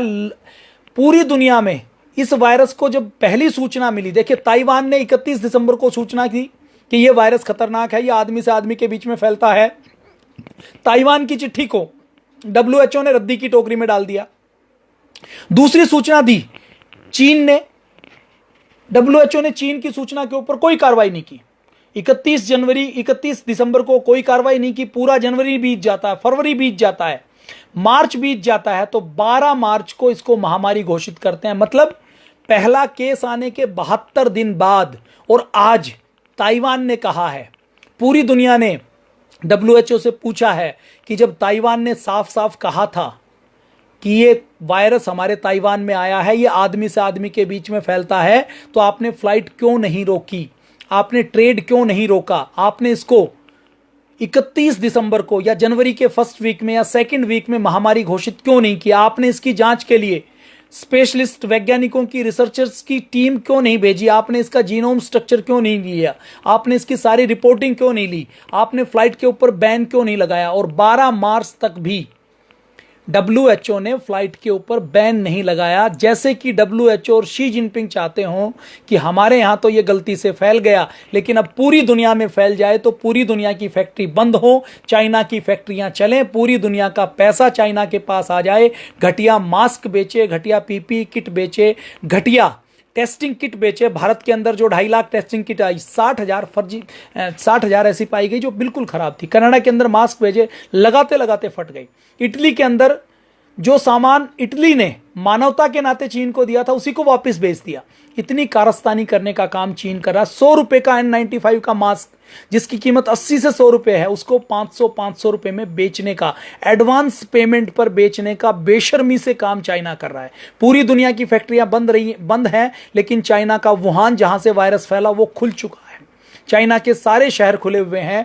पूरे दुनिया के अंदर 150 देशों के अंदर लॉकडाउन लगा हुआ है। तो ये षड्यंत्र चाइना ने किया।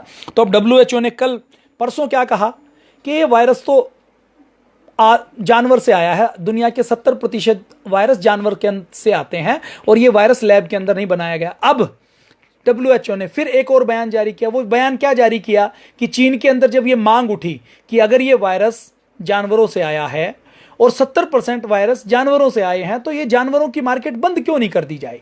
पूरी दुनिया ये कानून पास क्यों नहीं करे कि पूरी दुनिया में शाकाहारी बन जाएं सब, पूरी दुनिया के अंदर फल सब्जियां खाएं, मांस खाना छोड़ दें, जैसा भारत में कहा गया है। भारत के अंदर जैसे नियम बनाया गया है कि अहिंसा रखो, हिंसा किसी की नहीं करनी, किसी का मांस नहीं खाना। अब आप कहेंगे कि राम जी हिरण के पीछे गए थे, पुराने जमाने में भी शिकार करते थे। तो शिकार करते थे अपने हथियारों की टेस्टिंग करने के लिए, अपना आखेट करते थे, अपनी वीरता की परीक्षा के लिए केवल क्षत्रिय करते थे, केवल वीर पुरुष करते थे, एक वर्ण के लोग करते थे। जैसे गोली चलाने का काम हर व्यक्ति नहीं करता, जो बॉर्डर के ऊपर होता है उसको ट्रेनिंग दी जाती है कि उसको गोली चलानी है, उसकी प्रैक्टिस की जाती है, वो युद्ध का अभ्यास करता है। आम आदमी युद्ध का अभ्यास नहीं करता। ऐसे ही जो पुराने जमाने में क्षत्रिय होते थे वो आखेट करते थे, शिकार खेलते थे, तो अपनी चुस्ती फुर्ती बनाकर रखने के लिए, अपना निशाना बनाकर रखने के लिए, अपने अस्त्र शस्त्रों को बनाकर रखने के लिए वो युद्धाभ्यास करते थे।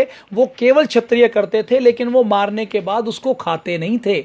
शेर को मारते थे, हिरण को मारते थे, तो खाने का काम नहीं करते थे, उनका युद्धाभ्यास होता था। तो WHO 3 दिन पहले तो कहता है कि वायरस 70% जानवरों से आते हैं, और आज क्या कहता है? आज वो कहता है कि 70% जानवरों से तो आते हैं, लेकिन इसके ऊपर हम रोक नहीं लगा सकते। चीन की मार्केट तो खुलनी चाहिए, चीन की मांस की मार्केट, चीन की वेट मार्केट, जहां पर खुलेआम मांस को काटा जाता है, उसकी मार्केट तो खुलनी चाहिए, उसके ऊपर बैन नहीं लगाया जाना चाहिए। तो WHO चीन की कठपुतली बनकर काम कर रहा है।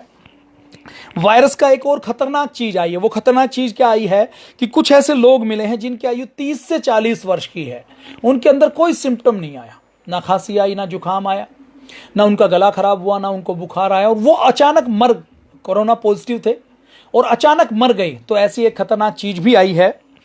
अब अगर हम और बातचीत करते हैं तो एक बातचीत अब आई है कि USA के वैज्ञानिकों ने कहा है कि यह वायरस सूर्य की रोशनी के अंदर मर जाता है। सूर्य की रोशनी के अंदर यह वायरस मरता है, और इस वायरस के मरने में सूर्य एक बड़ा योगदान प्ले करता है। तो हमारे भारत के अंदर जो घर बनते थे, मैं याद करता हूं कि हर घर के अंदर एक आंगन जरूर होता था कि जहां सीधी सूर्य की किरणें आती थी। अब हमारा भवन निर्माण कितना उन्नत रहा है, आप गर्व करेंगे कि हमारे भवन निर्माण में हमें कभी एसी की जरूरत नहीं पड़ी, क्योंकि एसी का प्रयोग करेंगे तो एसी के अंदर जो क्लोरोफ्लोरोकार्बन का प्रयोग करेंगे वो ओजोन की परत को खराब कर देगी। ओजोन की परत को खराब कर देगी तो सूर्य की अल्ट्रावायलेट रेज हमारे शरीर के ऊपर जरूरत से ज्यादा पड़ेंगी तो भी नुकसान करेंगी, और सूर्य की किरणें हमें बिल्कुल नहीं मिलेंगी तो विटामिन डी कम हो जाएगा। हमने सूर्य को भगवान माना। क्यों माना? क्योंकि सूर्य की किरणों के अंदर वो ताकत है जो हमारे शरीर को पोषण देता है, विटामिन डी देता है। ये तो खोजा गया विटामिन डी। मैं कहता हूं ऐसे विटामिन डी जैसे कम से कम 1000 चीजें होंगी जो सूर्य हमें देता है, जिनकी हमने आज पहचान नहीं की है। हो सकता है 200 साल बाद आपको ऐसे 50 तत्व और मिले कि सूर्य की किरणों से तो ये भी मिलता है, ये भी मिलता है, ये बीमारी होती है तो इसके पीछे सूर्य की किरणें ना मिलना हो सकता है। और हो सकता है आने वाले समय में ये डॉक्टर प्रेस्क्राइब करें। अभी भी कहने लगे ना कि अगर विटामिन डी की कमी से को दूर करना है तो एक फार्मूला डॉक्टर देते हैं। वो क्या कहते हैं कि 40% आपकी बॉडी खुली हो। याद कर लीजिएगा आप, बहुत उपयोगी है। आप भी टेस्ट करवाएंगे तो, मैंने भी थोड़े दिन पहले टेस्ट करवाया तो मेरा भी विटामिन डी कम था। योग करने वाले व्यक्तियों का भी विटामिन डी कम हो जाता है यदि वो सूर्य भगवान के पास ना जाएं, खुले में ना जाएं तो। क्योंकि हम भी बंद कमरे में रहते हैं, गाड़ी में बैठ गए, उसके बाद ट्रैवल करते हुए गए तो सूर्य के बीच में बैठने का, सूर्य की किरणों में बैठने का समय नहीं लग पाता। तो विटामिन डी को प्राप्त करने का एक फार्मूला है कि 40% हमारा शरीर खुला हो, 40 मिनट तक लगातार, जब सुबह और शाम की धूप हो, जब गुनगुनी ऐसी धूप हो जो सहन करने लायक हो, और 40 दिन तक, यदि हम एक साल में करते हैं 40 दिन, 365 दिन में 40 दिन, 40 मिनट, और बॉडी का कम से कम 40% हिस्सा खुला हो। 40% मतलब आपने निक्कर पहनी हुई है तो आपने ऊपर वाला हिस्सा निकाल दिया तो आपकी बॉडी का 40% हिस्सा खुला हो गया। आपने ऊपर कुछ पहना हुआ है तो आपने नीचे वाले हिस्से को खुला कर लिया तो 40% हिस्सा आपका खुला है, और आप 40 मिनट तक बैठ गए, और ऐसा आपने 40 दिन तक कर लिया तो पूरे साल आपकी बॉडी के अंदर विटामिन डी कम नहीं हो सकता। तो आने वाले समय में हो सकता है, अभी जो 40 मिनट बैठने की रिकमेंडेशन तो वैज्ञानिक कर रहे हैं, आने वाले समय में वैज्ञानिक ये भी कहें कि सुबह सुबह जब जल का, ऑक्सीजन और हाइड्रोजन का जब स्पर्श होता है और उससे जो रश्मियां निकलती हैं उससे कुछ और विशेष लाभ मिलता है। ये तो आने वाला समय बताएगा। अब 1735 तक जिंक को एक अलग तत्व के रूप में नहीं मानते थे। हमारे वैज्ञानिकों ने सोने से, लोहे से, टीन से, चांदी से, तांबा से, कांसे से औषधि भस्म बनाने का काम किया। और एक और इंटरेस्टिंग बात, अभी थोड़े दिन पहले एक रिपोर्ट आई, इंटरनेट के ऊपर आपको मिल जाएगी। उस रिपोर्ट में यह था कि ये जो कोरोना वायरस है, ये जो चाइनीज वायरस है, ये जो वुहान वायरस है, कम्युनिस्ट वायरस है, कुंगफू वायरस है, मैं ये चारों नाम इसलिए जानबूझ कर लेता हूं, मैं एक नाम भी ले सकता हूं ताकि आप जब भी इस वायरस को सोचे तो आपको 4 नाम दिमाग में आए। कुंगफू करता हुआ एक योद्धा आए, कम्युनिस्ट व्यक्ति आए, यहां का जो भारत का भी देश के विरोध में जब कोई कम्युनिस्ट व्यक्ति बोले, कन्हैया कुमार या हार्दिक पटेल बोले, तो आप उसकी तुलना कोरोना वायरस के साथ कर सके कि ये इतने खतरनाक होते हैं। जो देश के विरोध में बोले तो आपको ध्यान आए कि ये कम्युनिस्ट लॉबी कितनी खतरनाक है। तो इसके लिए आपको मैं बार बार कहता हूं। तो अब एक रिसर्च की रिपोर्ट आई थी, वो रिपोर्ट अपने भारत के ज्ञान विज्ञान के ऊपर मोहर लगाती है। मैं अभी स्टेनलेस स्टील की कंपनी में मैंने काम किया है, ये स्टेनलेस स्टील का गिलास है। मुझे पूज्य स्वामी जी महाराज से उपहार में एक चांदी का गिलास मिला एक बार दीपावली के ऊपर, उनका अनन्य प्रेम है। उस चांदी के गिलास को मैंने पैक करके रखा हुआ था, कभी मैंने उसको प्रयोग नहीं किया, क्योंकि हम सामाजिक कार्यकर्ता हैं और पूज्य स्वामी जी महाराज खुद भी नहीं करते। तो वो कहते कि हम तो सामान्य बर्तनों में भोजन करते हैं। तो उन्होंने अपने बर्तनों को बांट दिया, और बर्तनों को बांट दिया तो एक गिलास उन्होंने मुझे दे दिया। वो गिलास मेरे घर में रखा हुआ था, मैंने उसको कभी प्रयोग नहीं किया। लेकिन अभी जो कोरोना वायरस के ऊपर जो रिपोर्ट आई, उस रिपोर्ट ने मुझे मजबूर कर दिया कि मैं उसको गिलास को निकाल लूं। और अब पूरे दिन मेरी कोशिश रहती है कि 90% मैं उस एक गिलास को भरकर रखता हूं, और जब प्यास लगती है तो उसी का पानी पीता हूं।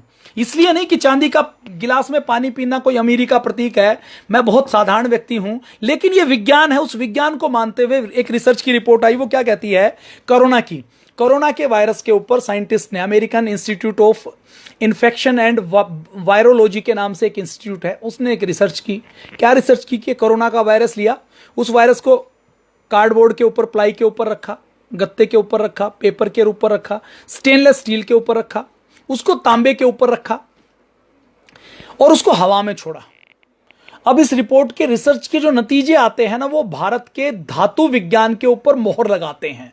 भस्म की बात तो हो सकता है हम कल कर लें, मैं आज नहीं करूंगा, परसों कर लेंगे, क्योंकि जब बातचीत करते हैं तो बातचीत करते करते लंबी हो जाती है। और अगर आपको आनंद आया हुआ है तो मैं रोज 8 से 9, सवा 9 बजे तक लाइव किया करूंगा। बस मुझे आपसे ये चाहिए कि ये जो बातें हैं ये जन जन तक पहुंचे, इसलिए आप बीच बीच में एक बार नहीं, 2 बार 3 बार शेयर कर दें। अगले दिन भी इसको शेयर जरूर कर दें, दिन में 9 बजे शेयर कर दें, एक बार 11 बजे शेयर कर दें। इसमें कोई पैसा लगने वाला नहीं है। और फेसबुक का मार्क जुकरबर्ग चोर है, उसकी फेसबुक का प्रयोग करना भी पाप है। तो मेरे पाप तो धुल रहे हैं। धुल कैसे रहे कि मैं आपको बता रहा हूं फेसबुक के बारे में, देश के बारे में, चाइना की कारस्तानी के बारे में, स्वदेशी के बारे में, राष्ट्र गौरव के बारे में। तो मैं इस फेसबुक का प्रयोग करके पाप का प्रायश्चित कर रहा हूं। आपके पास ओप्पो का, शियोमी का, वीवो का मोबाइल फोन है, आपके पास एमआई का मोबाइल फोन है, चाइनीज मोबाइल फोन है, तो आपको पाप लग रहा है, क्योंकि आपके चाइनीज मोबाइल फोन के पैसे देश का नुकसान करने के काम आ रहे हैं। तो उसका प्रायश्चित क्या है? उसका प्रायश्चित यही है कि इसी मोबाइल फोन का प्रयोग करके हमें चाइना को एक एक घर तक एक्सपोज करने का काम करना है। ये आपने यदि कर लिया तो आपके पाप का प्रायश्चित हो जाएगा। तो शेयर कर दीजिए, कल भी शेयर कर दीजिएगा, 2-2, 3-3, 4-4 बार शेयर कीजिए। क्योंकि फेसबुक की एक पॉलिसी क्या है कि जो ऐड के अनुसार, ऐड के ऊपर क्लिक नहीं करते, जो ऐड के अनुसार उनको बूस्ट करने के लिए पेमेंट नहीं लगाते। देखिए फेसबुक के अंदर आप कोई भी पोस्ट करते हैं तो बूस्ट का ऑप्शन आता है ना, एडवर्टाइजमेंट का। तो आप जब फेसबुक के आपका डाटा चोरी करता है, उससे तो कमाता है, कम से कम आपसे 2-2.5 हजार रुपए तो कमाएगा फेसबुक। लेकिन यदि आप उसकी ऐड के ऊपर क्लिक नहीं करते, उसके लिए ज्यादा मटेरियल नहीं है, तो आप जो पोस्ट करते हैं वो ज्यादा लोगों को दिखती नहीं है। मान लीजिए आपसे 5,000 लोग जुड़े हुए हैं, आप फेसबुक के लिए महत्वपूर्ण नहीं है, तो आपने कोई पोस्ट की तो आपकी पोस्ट की रीच हो सकता है 5,000 में से 50 के पास ही जाए। तो आपने एक बार शेयर की तो केवल 50 व्यक्तियों तक जाएगी, दोबारा शेयर करेंगे तो और दूसरे 50 व्यक्तियों तक जाएगी। तो फेसबुक के पोस्ट की रीच, जितने आपके फ्रेंड हैं, जितने आपको लाइक करने वाले हैं, जितने आपके फॉलोवर हैं, वो सबको नहीं जाती, क्योंकि सबको जाएगी तो सर्वर के ऊपर लोड पड़ेगा। फेसबुक ने एक चालाकी की हुई है कि आप जब कोई पोस्ट करते हैं तो उसकी रीच 1 से 2% होती है। मतलब जितने लोग आपसे जुड़े हुए हैं, उस 100 लोग जुड़े हुए हैं तो 1-2 लोगों को वो दिखाई देती है। आपने भी जितने लोगों को लाइक किया हुआ, क्या सारी पोस्ट आपको आती है? नहीं आती, क्योंकि सारी पोस्ट यदि फेसबुक सबकी दिखाएगा तो उसके सर्वर के ऊपर डाटा ट्रांसमिशन लाखों करोड़ों जीबी का होने वाला है। और हर डाटा का ट्रांसमिशन, हर वीडियो का ट्रांसमिशन, हर फोटो का ट्रांसमिशन, हर टेक्स्ट का, हर पोस्ट का ट्रांसमिशन, उसमें फेसबुक का कुछ खर्चा भी लगने वाला है। तो वो ये चाहता है कि आपका डाटा तो ट्रैक करे, आपको ऐड तो दिखाए, आपके डाटा को बेचे तो सही। कंपनियों को, लेकिन आप उसका नुकसान कम से कम कर पाओ। तो इसलिए पोस्ट की रीच शेयर करने के बाद भी कम होती है। तो इसका एक ही तरीका है, तो जो चीज अच्छी हो, जो देश के हित में हो, उसको 5 से 10 बार शेयर करना है, ताकि 50-50 भी पहुंचे तो 500 व्यक्तियों तक अलग अलग टाइम में वो पहुंचेगी।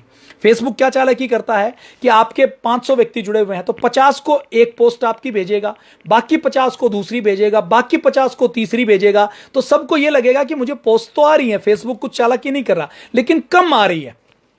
तो रिसर्च की तो यह पाया कि हवा के अंदर यह विषाणु 3 घंटे जीवित रहता है, कोरोना का विषाणु।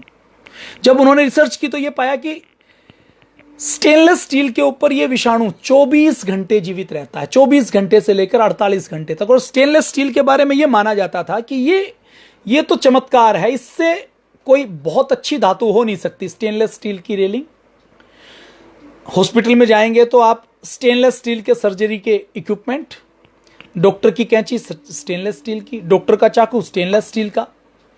स्टेनलेस स्टील, हम दूध लेकर जाते हैं, तो दूध लेकर जाते हैं जहां खाने पीने के बड़े बड़े रेस्टोरेंट होते हैं, जहां खाने पीने की बात आती है तो क्या आती है कि फूड ग्रेड स्टेनलेस स्टील का प्रयोग किया जाता है। फूड ग्रेड कौन सा है? एक स्टेनलेस स्टील होता है 304 नंबर, 304। ऐसे ही जो महंगा ये जो बर्तन है, ये तो 100-125 रुपए किलो आते हैं। जो फूड ग्रेड स्टेनलेस स्टील आता है, और जो अच्छा, जिससे और जो सर्जिकल के इक्विपमेंट बनते हैं, वो होता है 500 रुपए किलो, 600 रुपए किलो, 1200 रुपए किलो, 1800 रुपए किलो, 2000 रुपए किलो। उसके अंदर निकल होता है, उसके अंदर क्रोमियम होता है। तो ये सब महंगी धातु है। निकल के रेट की बात करें तो मैं 15 साल पहले की बात करूं तो 2002-3 में उसका रेट 2000 रुपए किलो होता था। आज तो बहुत बढ़ गया होगा। 10 साल से मैंने उसके बारे में कभी फैक्ट्री में मेरी बातचीत नहीं हुई। तो ये निकल क्रोमियम बनाकर स्टेनलेस स्टील हमने बनाया, तो हमने सोचा इससे अच्छा तो कुछ नहीं, क्योंकि इसके ऊपर स्क्रैच नहीं पड़ता। आपके घर की थाली, आपके घर का गिलास, कोई स्क्रैच पड़ा क्या उसके ऊपर? कभी आपने देखा हो कि उसके अंदर निशान पड़ा हो? आप इसके ऊपर रगड़ें, कुछ धातु की किसी चीज से आप रगड़ मारें, जैसे मैं इसको लोहे से रगड़ मारना भी चाहूं, तो इसके ऊपर निशान नहीं पड़ेगा, कोई खरोंच नहीं आ रही। अब खरोंच नहीं आ रही तो वायरस इसके अंदर फंसेगा नहीं। आप स्टेनलेस स्टील की जगह यदि और कोई कच्ची धातु का प्रयोग करें, उसके ऊपर खरोंच आएगी। तो आधुनिक विज्ञान क्या कहता है कि खरोंच के अंदर जीवाणु विषाणु घुस गया तो साबुन से आप उसको साफ नहीं कर सकते, जंग हुआ तो साफ नहीं कर सकते। स्टेनलेस स्टील के ऊपर जंग नहीं लगता, ये हार्ड है, इसके अंदर स्क्रैच नहीं पड़ता। तो इससे अच्छा और कुछ नहीं हो सकता। ये बैक्टीरिया और वायरस के प्रचार प्रसार को रोकता है। लेकिन जो रिसर्च की रिपोर्ट आई वो हमारे नागार्जुन के ऊपर, हमारे विज्ञान के ऊपर मोहर लगाती है। वो क्या कहते हैं कि स्टेनलेस स्टील के ऊपर तो 24 घंटे से लेकर 48 घंटे तक कोरोना का वायरस जीवित रहता है। कार्डबोर्ड के ऊपर, गत्ते के ऊपर, प्लाई के ऊपर भी वो 2 से 3 दिन जिंदा रहता है। मतलब 3 दिन तक वो वायरस मरेगा नहीं। लेकिन कमाल की बात क्या बताई कि कॉपर के ऊपर जो तांबा हम प्रयोग करते थे, मेरा दिमाग कई बार चकराता था कि हमारे सुश्रुत ने 125 प्रकार के सर्जरी के इंस्ट्रूमेंट बनाए, चाकू बनाए, चिमटी बनाए, अलग अलग प्रकार की चिमटियां बनाई, काटने के यंत्र बनाए, सिलने के यंत्र बनाए, लेकिन तब तो स्टेनलेस स्टील नहीं था। तो किस चीज से बनाते थे? तो आज पता लगा, जब अमेरिकन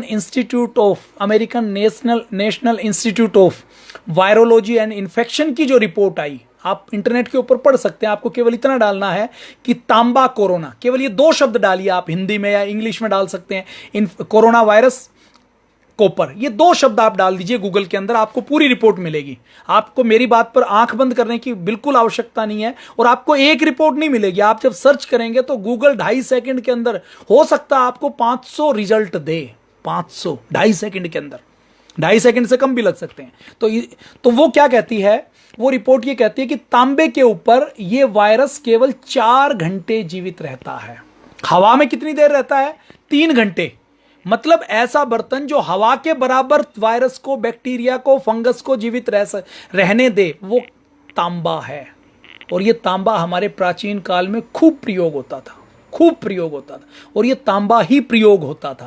तांबे के स्पर्श के गुण हमारे आयुर्वेद में लिखे हुए हैं कि तांबे में रात को पानी रख दिया जाए और सुबह उसको पी लिया जाए तो डाइजेस्टिव सिस्टम को क्लीन करता है, बॉडी को डिटॉक्स करता है। ये बताया है आयुर्वेद में।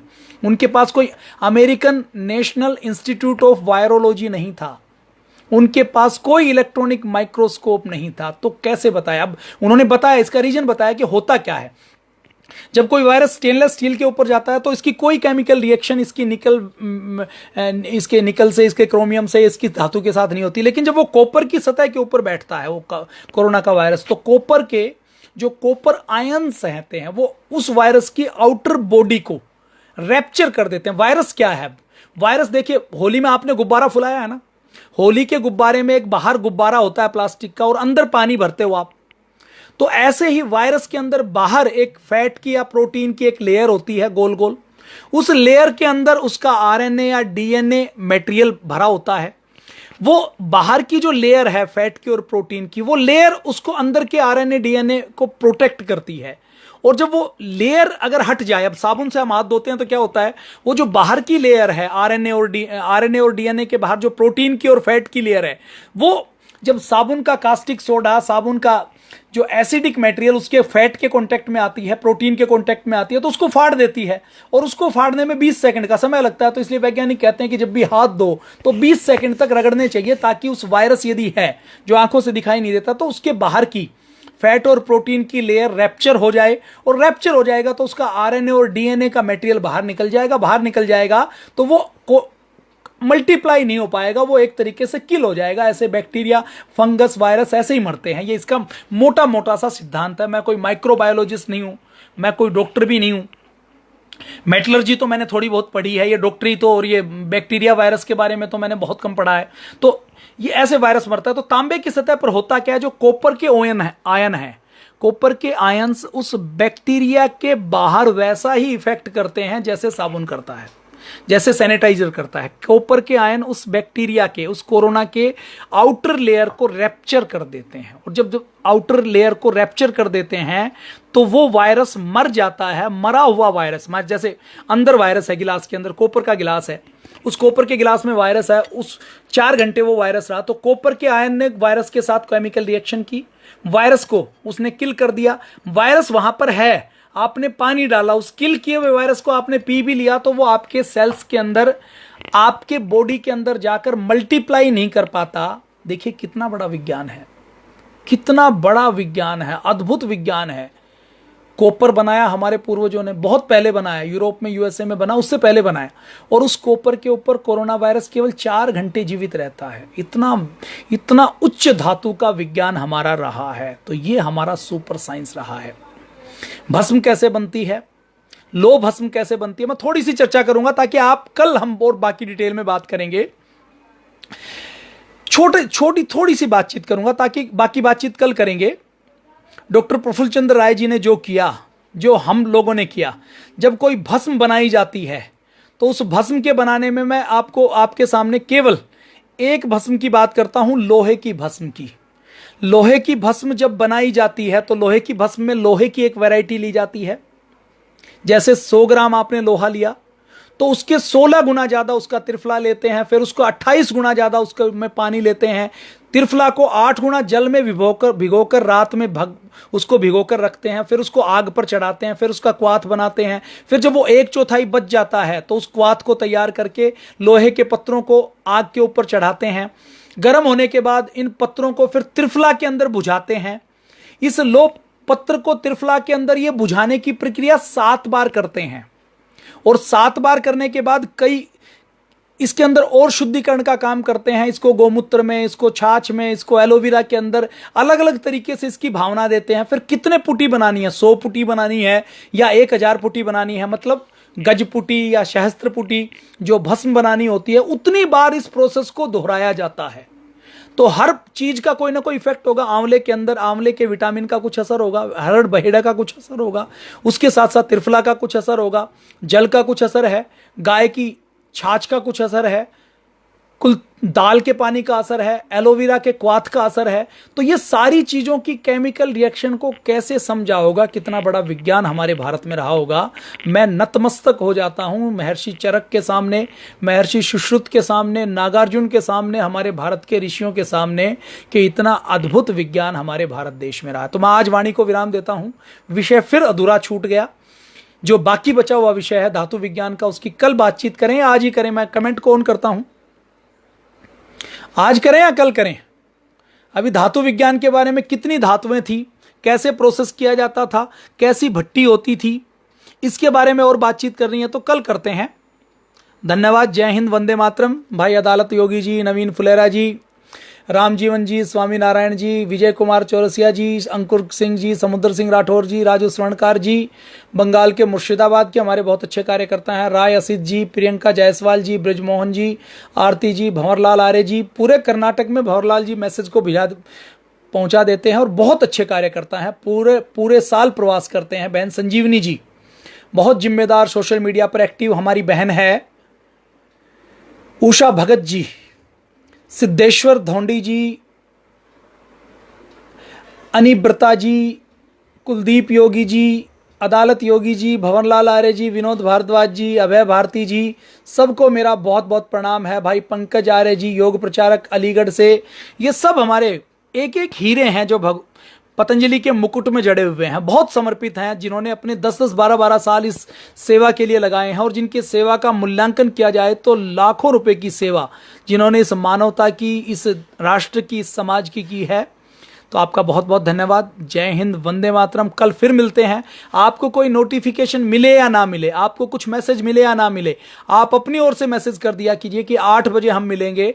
अब 8 बजे से यदि कोई टाइम चेंज होगा, जब रामायण खत्म हो जाएगी तो टाइम चेंज करके इसको हम और आपसे बात करके 7 बजे कर लेंगे ताकि दिक्कत ना हो। तो 7 बजे इसको बाद में कर लिया जाएगा रामायण के खत्म होते ही। तो आप सूचना दे दें, कल फिर हम इसी समय मिलेंगे। जय हिंद। आज की चर्चा कैसी लगी और आपको मेरे इस चर्चा में, देखिए मैं सीख रहा हूं, मुझे आप विद्यार्थी मानिए, मैं किसी विषय का एक्सपर्ट नहीं हूं, मैं किसी विषय का विद्वान नहीं हूं, मैं आपकी तरह एक साधारण कार्यकर्ता हूं जिसने पूज्य स्वामी जी महाराज और श्रद्धेय आचार्य जी के चरणों में रहकर अपनी सामान्य बुद्धि से जो देखा उसकी मैं आपसे अति उत्साह में आकर केवल बातचीत करता हूं। और आपको जहां कहीं मेरी कोई बात गलत लगे तो उसके ऊपर आप मैसेज बॉक्स में मुझे बता सकते हैं। फेसबुक के पेज पर मेरा कॉन्टैक्ट नंबर पड़ा हुआ है, उससे मैसेज मुझे कर सकते हैं, उस मैसेज से मुझे बता सकते हैं, तो मैं उस बात के ऊपर सुधार करूंगा। और यदि आप मेरी किसी जानकारी को करेक्ट करते हैं तो निश्चित तौर पर मुझे बुरा नहीं लगेगा, बल्कि मुझे अच्छा लगेगा कि उस चीज के अंदर मैं सुधार करूं, उसको और अच्छा करूं, इस कार्यक्रम को हम और कैसे अच्छा बनाया बता सकते हैं। और इन 20 दिनों में मैं आपसे अभी धातु विज्ञान की बात कर रहा हूं, किसी एक दिन काल गणना की बात करेंगे, किसी एक दिन लिपि विज्ञान की बात करेंगे, किसी एक दिन ध्वनि विज्ञान की बात करेंगे, किसी एक दिन हम खगोल विद्या की बात करेंगे, किसी एक दिन हम विमान शास्त्र की बात करेंगे, किसी एक दिन हम हमारे प्राचीन भारत के अंदर जो मिसाइल विज्ञान रहा है, मिसाइल टेक्नोलॉजी रही है, उसकी बातचीत करेंगे। हम एक एक दिन भारत के गौरव की बात करेंगे, हमारे राष्ट्र के गौरव की बात करेंगे। उसके लिए यह कार्यक्रम तय किया गया है। और आने वाले समय में पूज्य स्वामी जी महाराज जो हजारों सूर्य के बराबर इस देश व दुनिया का कल्याण कर रहे हैं, उन्होंने वैदिक चैनल प्रारंभ किया है जिसके ऊपर वेद, दर्शन, उपनिषद, गीता, अष्टाध्यायी, ये सारी विद्याएं आपको घर बैठे मिल सकती हैं। तो आप उसको जरूर देखें। यूट्यूब का चैनल पूज्य स्वामी जी महाराज, श्रद्धेय आचार्य जी और भारत स्वाभिमान का बना हुआ है। ये सारी पूज्य स्वामी जी महाराज और विद्वान अलग अलग लेक्चर आपको उसके ऊपर मिलेंगे, उनको आप सुन सकते हैं। फेसबुक के ऊपर पूज्य स्वामी जी और श्रद्धेय आचार्य जी को लाइक कर लीजिए। और श्रद्धेय आचार्य जी हर शनिवार की शाम को 4 बजे फेसबुक के ऊपर लाइव आते हैं, तो आप उनसे डायरेक्ट आयुर्वेद के बारे में सवाल पूछ सकते हैं। हमने तो पूज्य आचार्य जी के साथ कभी पदार्था में चले गए तो उस 1 घंटे 2 घंटे में हमें बहुत कुछ सीखने को मिलता है।